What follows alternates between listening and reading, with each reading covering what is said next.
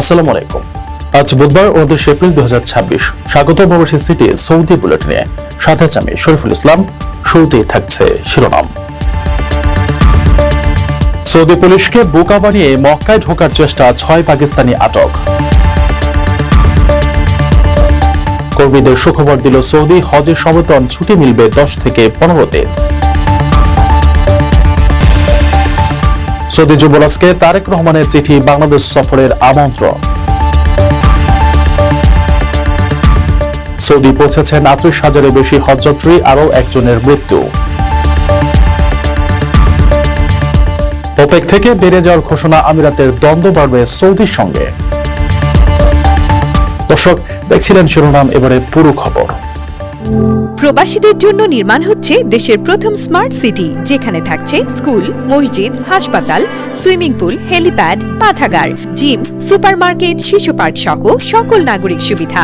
মাত্র 30 লাখ টাকা বিনিয়োগে মিলছে আকর্ষণীয় ফ্ল্যাট। প্লাটিনাম ইনভেস্টরদের জন্য ঢাকা বিমানবন্দরে ভিআইপি প্রোটোকল সুবিধা। বিস্তারিত জানতে যোগাযোগ করুন স্ক্রিনে দেয়া হোয়াটসঅ্যাপ অথবা ইমো নাম্বারে। পবিত্র হজের বৈধ অনুমতিপত্র ছাড়াই মক্কায় প্রবেশের চেষ্টাকালে 6 পাকিস্তানি নাগরিককে আটক করেছে সৌদি নিরাপত্তা বাহিনী। ত্রিপল দিয়ে ঢাকা একটি পিকআপ ভ্যানে করে তারা মক্কায় অনুপ্রবেশের চেষ্টা করছিলেন।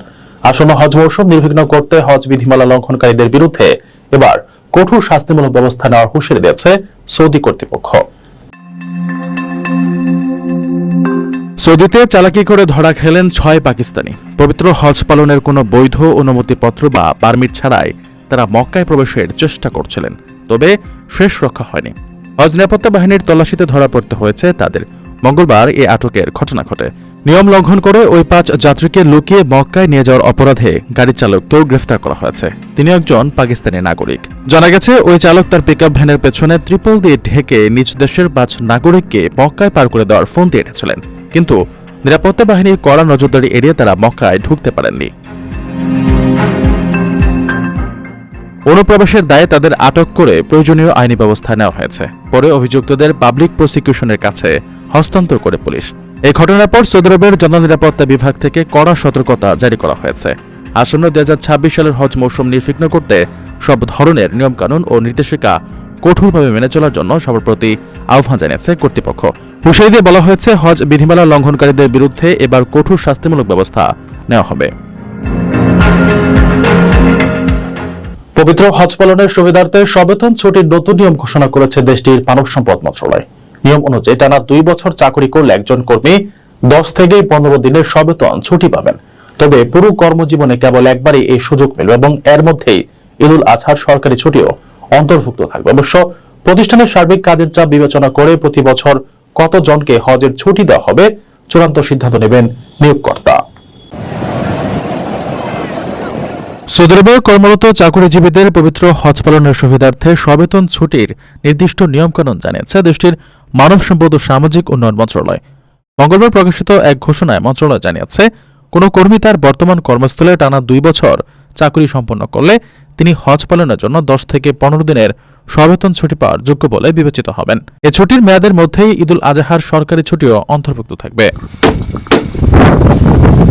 মন্ত্রণালয়ের পক্ষ থেকে জানানো হয়েছে, একজন কর্মী তার পুরো কর্মজীবনে কেবল একবারই হজ পালনের জন্য এই সবেতন ছুটির সুবিধা ভোগ করতে পারবেন।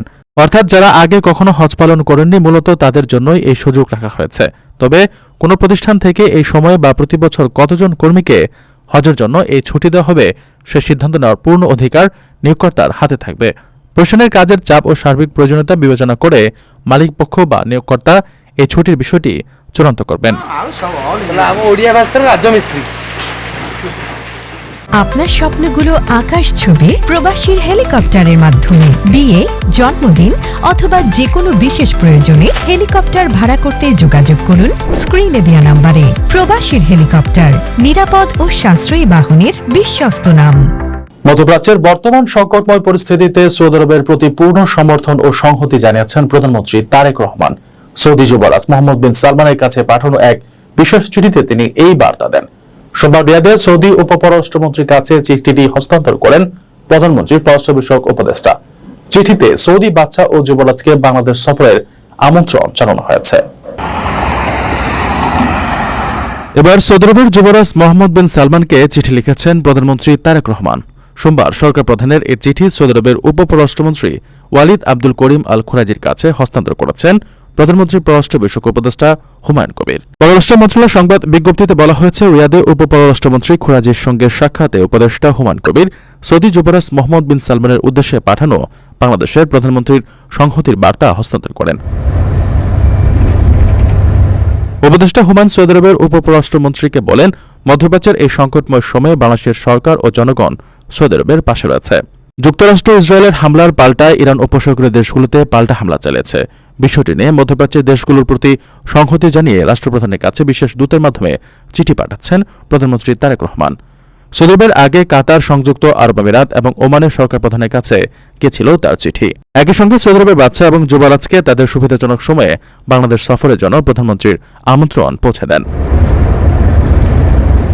পবিত্র হজ পালনের উদ্দেশ্যে এ পর্যন্ত ৩৮,০০০-এরও বেশি বাংলাদেশি হজযাত্রী সৌদি আরবে পৌঁছেছেন। তবে এর মধ্যেই মদিনায় মোহাম্মদ শামসুল আলম নামে ৬৩ বছর বয়সী আরও এক হজযাত্রীর মৃত্যু হয়েছে। এ নিয়ে চলতি বছর হজ মৌসুমে সৌদি আরবে মোট ৭ জন বাংলাদেশির মৃত্যু হল।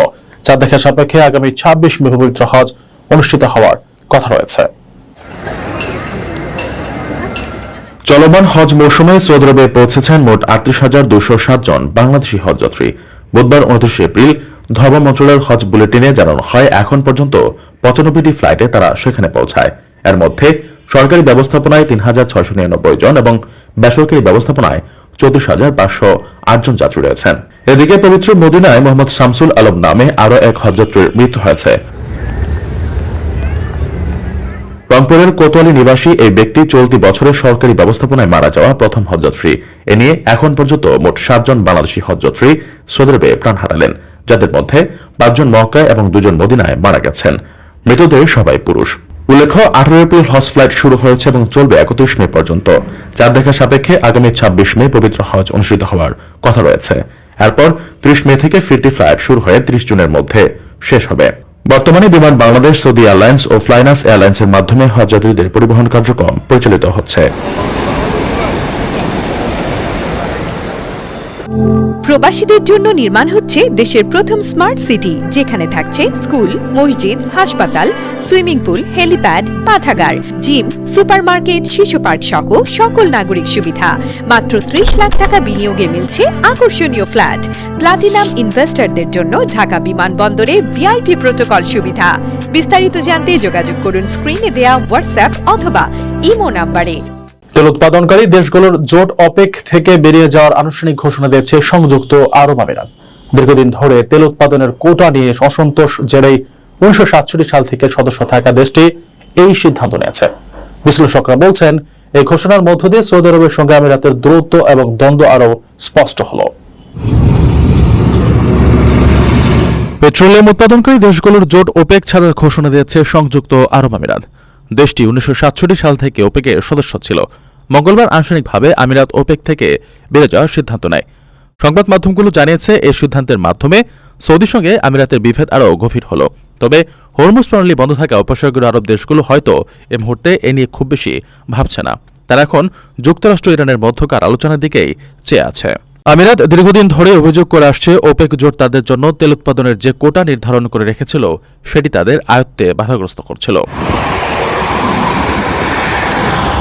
কারণ ওপেকের বিধিনিষেধের কারণে দেশটি তাদের ক্ষমতার সর্বোচ্চ ব্যবহার করে তেল উৎপাদন করতে পারছিল না। ফলে শুধুমাত্র ভালো সম্পর্ক বজায় রাখার কারণে ওপেকে আর থাকতে চাইছিল না আমিরাত। ওপেক থেকে বেরিয়ে যাওয়ার সিদ্ধান্ত সৌদির সঙ্গে আমিরাতের সম্পর্কের প্রভাব ফেলবে বলে জানিয়েছে সংবাদ মাধ্যম সেমাফোর। সংবাদ মাধ্যমটি বলছে, মঙ্গলবার সৌদিতে উপসাগরীয় দেশগুলোর নেতাদের সম্মেলন হয়েছে, কিন্তু এতে অনুপস্থিত ছিলেন আমিরাতের প্রেসিডেন্ট মোহাম্মদ বিন জায়েদ। তিনি সম্মেলনে অনুপস্থিত থাকা আবার ওপেক থেকে বেরিয়ে যাওয়ার ঘোষণা, এ দুটি নির্দেশ করছে সৌদির ক্রাউন প্রিন্স মোহাম্মদ বিন সালমানের থেকে তিনি দূরত্ব তৈরি করেছেন। ইঙ্গিত পাওয়া গেছে, আগামী কয়েক সপ্তাহের মধ্যে আমিরাত অন্য আরও সংগঠন থেকে বেরিয়ে যাওয়ার ঘোষণা দিতে পারে। দর্শক দেখছিলেন প্রবাসী সিটি নিবেদিত সৌদি বুলেটিন। শেষ করার আগে শিরোনামগুলো জানিয়ে দিচ্ছি আরো একবার। সৌদি পুলিশকে বোকা বানিয়ে মক্কায় ঢোকার চেষ্টা, ৬ পাকিস্তানি আটক। কর্মীদের সুখবর দিল সৌদি, হজের সমবেতন ছুটি মিলবে ১০ থেকে ১৫ দিন। সৌদি যুবরাজকে তারেক রহমানের চিঠি বাংলাদেশ সফরের আমন্ত্রণ। সৌদি পৌঁছেছেন ৩৮,০০০-এর বেশি হজযাত্রী, আরও একজনের মৃত্যু। ওপেক থেকে বেড়ে যাওয়ার ঘোষণা, আমিরাতের দ্বন্দ্ব বাড়বে সৌদির সঙ্গে। এই ছিল সৌদি বুলেটিনের আজকের আলোচনা। প্রবাসের সর্বশেষ সংবাদ পেতে ভিজিট করুন প্রবাসটাইম.net, সাবস্ক্রাইব করুন আমাদের ইউটিউব চ্যানেল এবং চোখ রাখুন ফেসবুক পেজে। পরবর্তী বুলেটিন দেখার আমন্ত্রণ জানিয়ে আজকের মতো বিদায় নিচ্ছি আমি শরীফুল ইসলাম। সেই পর্যন্ত সবাই ভালো থাকবেন এবং নিরাপদে থাকবেন। আল্লাহ হাফেজ।